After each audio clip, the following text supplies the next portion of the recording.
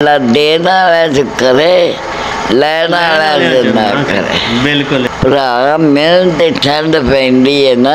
हाँ जी बिल्कुल बिल्कुल। मैनू ना जिमें ईद का चन्न 4 रुपया पुत्र है, झूठ नहीं मैं मारती।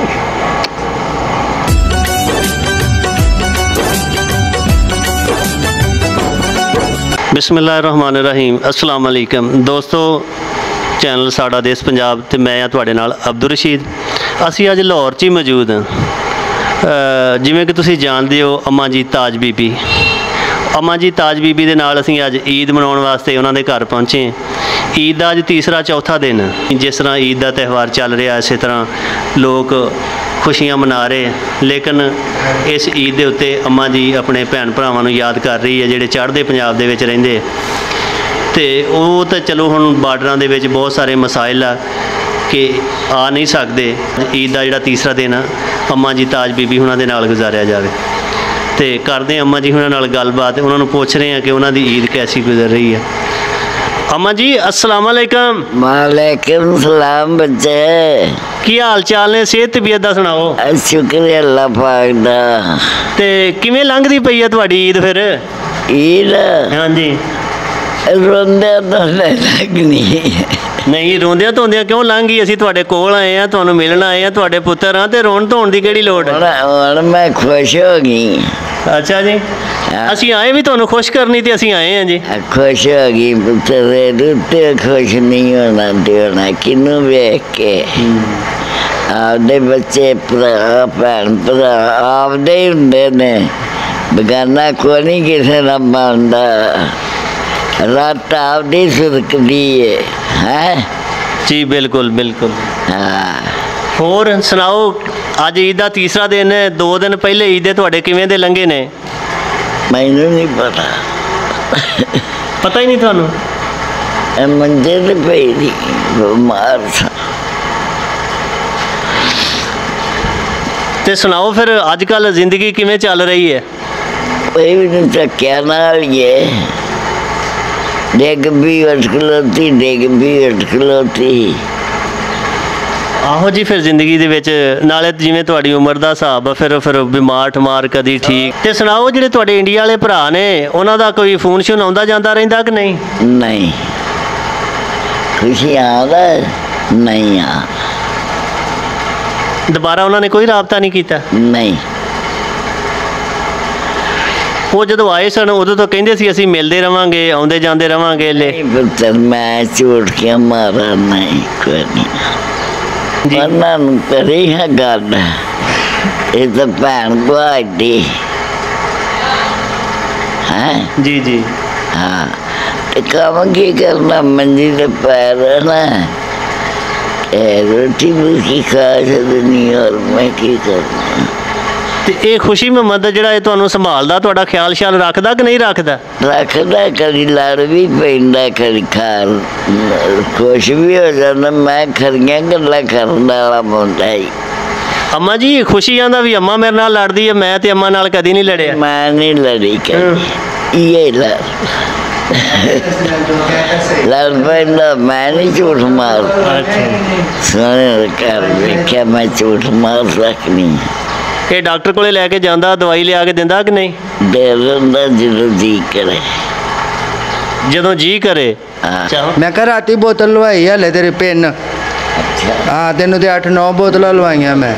नहीं पता कि तबीयत नहीं ठीक रही इस वजह से? हाँ, कि बेहोश हो जाते हैं? नहीं, उंज ही पै रहिंदे ने।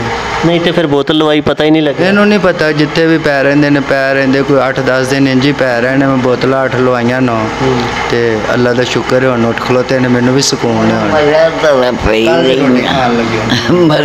ईद दी सुना खुशी मुहम्मदा, फिर ईद कैसी चल रही है ते किवें लंघी है तुहाडी? मेरी अम्मी की वजह तो मैनू ईद की कोई मतलब नहीं पता लगा भी किंज ईद गुजर गई, किस तरह नहीं। अम्मी मेरी बात ही बीमार से ना, कपड़े भी पवाना, ते बोतल भी लवा देना, डॉक्टर ने बगा के दवाई शवाई ला देनी जी।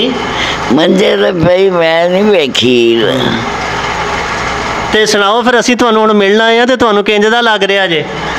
मैनू ना जिवें ईद का चन्न 4 रुपया पुत्र है, झूठ नहीं मैं मारती। दिल खुश हो गया।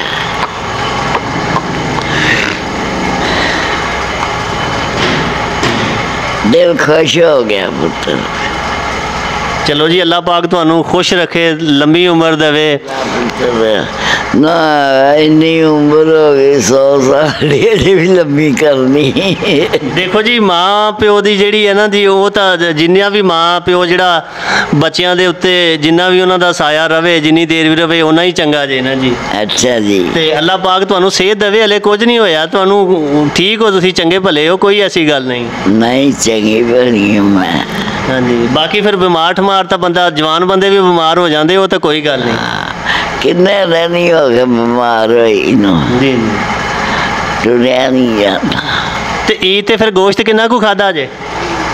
मैं की खाना, खाया वगैरह हो गया जी? बच्चा, तेरे खाया वगैरह हो गया।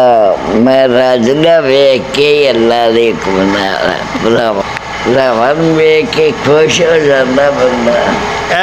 ਅਸੀਂ ਲੈ ਕੇ ਆਏ ਹਾਂ ਤੁਹਾਡੇ ਵਾਸਤੇ ਈਦ ਜੇ, ਤੇ ਤੁਹਾਡੀ ਈਦ ਮੁਬਾਰਕ ਆਏ। ਇਹਦੇ ਵਿੱਚ ਤੁਹਾਡੀ ਈਦ ਜੇ, ਜੇ ਵਿੱਚ ਪਾ ਲਓ।